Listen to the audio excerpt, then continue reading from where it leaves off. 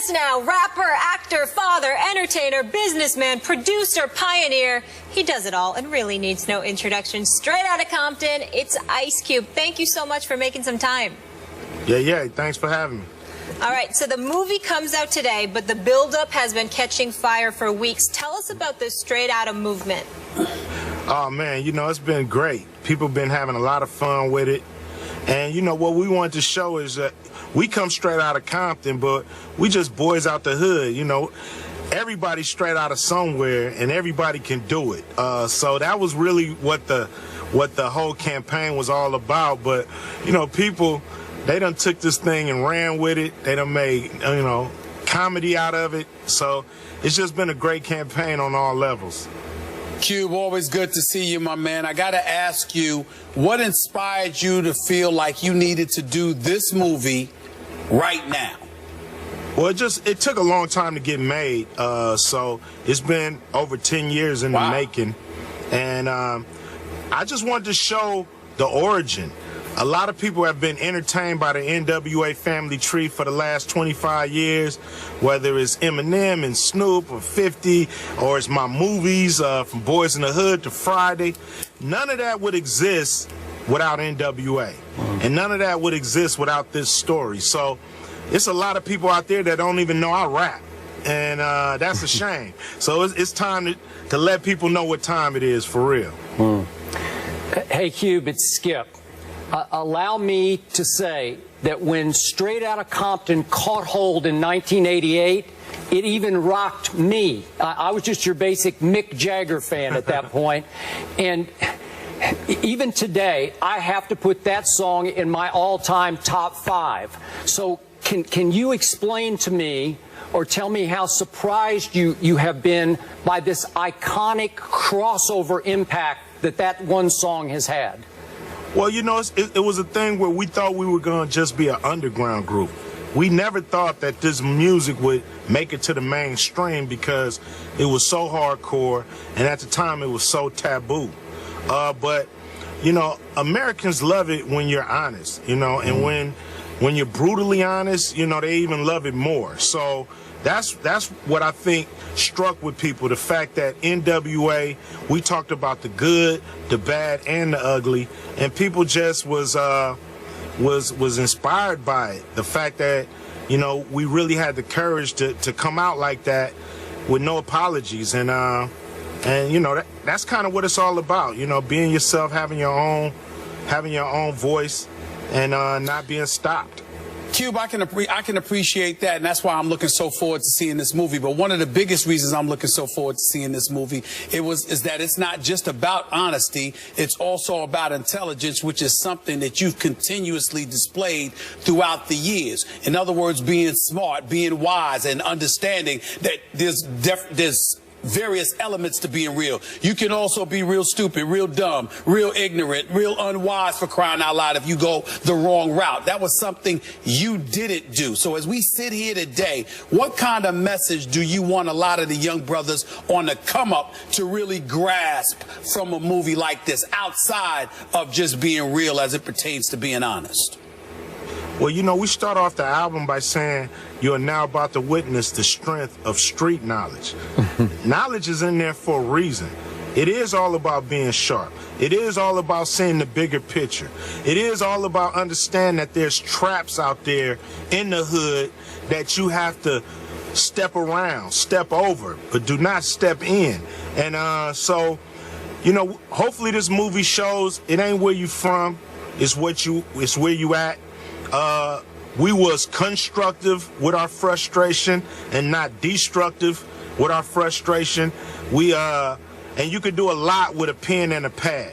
A pen and a pad started everything that you see in front of you.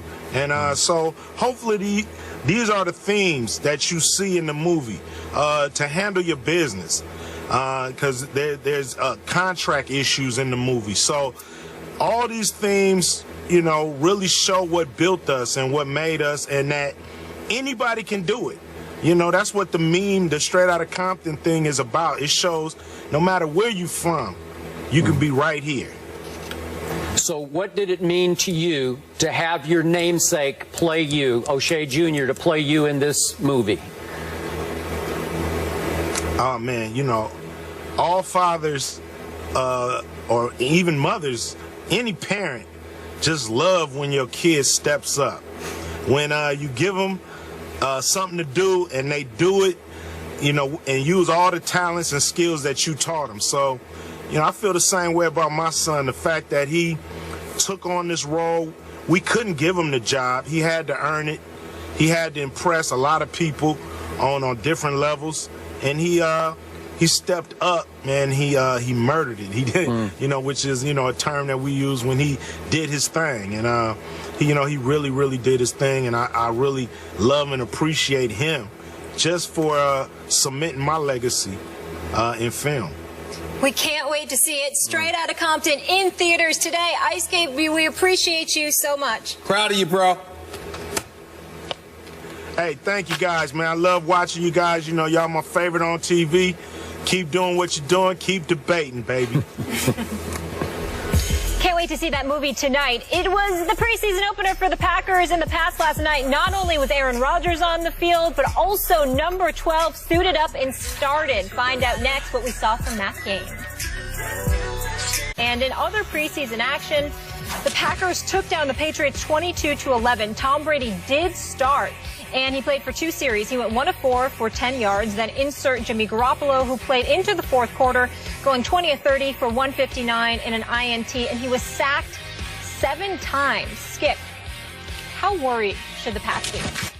Stephen A., before I answer Molly's question, a quick aside. I was shocked last night, and I did watch most of this game.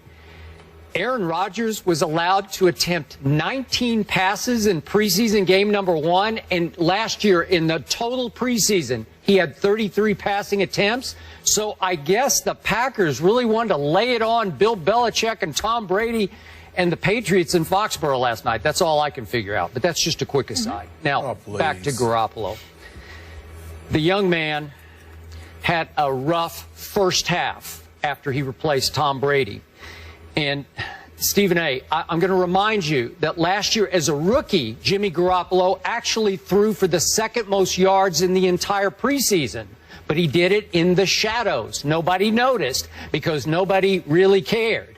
Last night, they all really cared. Not only Patriots Nation, but much of the nation, even though the game wasn't on national TV, waited for the SportsCenter highlights to see, well, how did Garoppolo do as the potential starting quarterback for the first 4 games?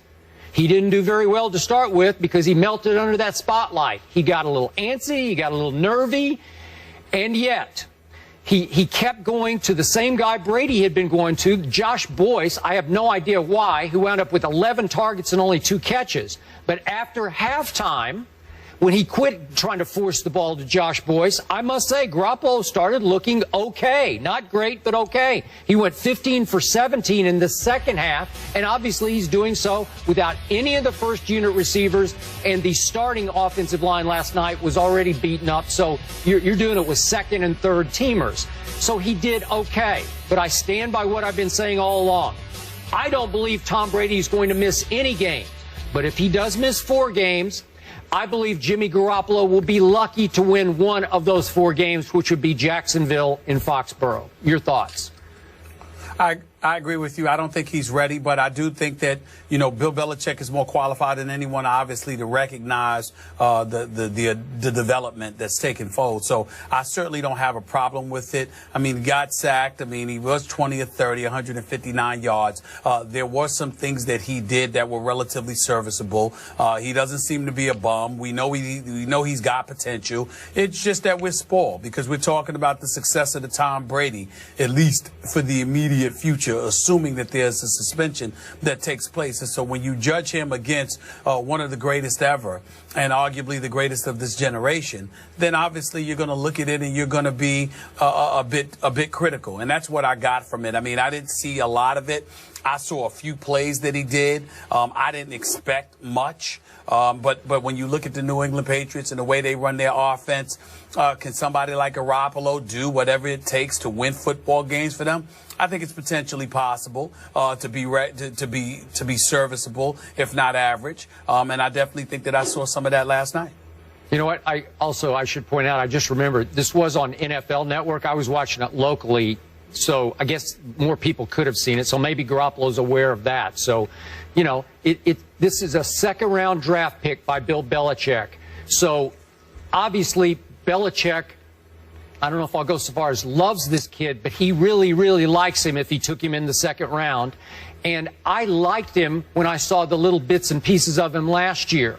But when you get thrown into that fire, trying to replace that quarterback, if in fact he has to in regular season games, I'm just not sure he can live up to that. Which brings me to my positive takeaways from last night for the Patriots. Jonas Gray suddenly escaped from Bill Belichick's doghouse. You remember he went for 201 at Indy on that Sunday night last year and wound up in the doghouse the week after. But he had that breakaway 55-yard run, and he looked like, you know, a big beastie stallion, man. I mean, he's a big kid who can fly. So that could really bode well. That could serve Jimmy Garoppolo well. And then on the defensive side, again, Aaron Rodgers went after the Patriots, and especially after Super Bowl hero Malcolm Butler early in that game. And I thought Malcolm stood up to it. I thought he made some nice plays. I thought he hung in there. I think he's going to be pretty good as he tries to emerge as their new starting cornerback. I think he will as well. And to get back to Garoppolo, I also like the fact that he was upset after the game, recognizing that 11 points wasn't enough, saying it repeatedly to reporters and other folks as well, weighing himself and judging himself very, very harshly. Obviously, you got to move on. You can't sit there and languish in the misery of a subpar performance or whatever the case may be. But when you talk about the success of the Tom Brady, you need to be somebody that cares that much. You need to be somebody to be the kind of quarterback where that stuff matters to you, that you're pretty damn close to a perfectionist. And by all accounts, it appears to be that Garoppolo is that way. So I think that they're heading in the right direction. I think he's heading in the right direction. And I don't think it's one of those situations where we need to dissect him ad nauseum to the point where we're trying to project what he will and will not be, because it really doesn't matter. Unless Tom Brady's planning on retiring sometime soon, Garoppolo may have a few games under his belt if the suspension holds up. But outside of that, we're not expecting him to see any kind of quality or significant playing time in the very near future, not as long as Tom Brady is breathing. So if, in fact, Garoppolo has to play those first 4 games, what's your projection when you go Pittsburgh, then at Buffalo, then Jacksonville, then a week off and at Dallas? 1-3. They'll beat Jacksonville. That's all I got. I would agree.